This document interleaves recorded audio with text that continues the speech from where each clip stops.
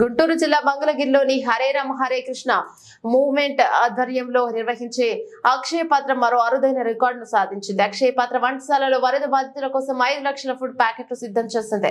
ప్రభుత్వం దాతల సహకారంతో అరుదైన రికార్డు సాధించామని అక్షయ పాత్ర అధికారి విలాస దాసప్రభు చెప్పారు. వరద బాధితుల కోసం మంచి రుచికరమైన పౌష్టికాహారాన్ని తయారు చేస్తున్నట్లు వివరించారు.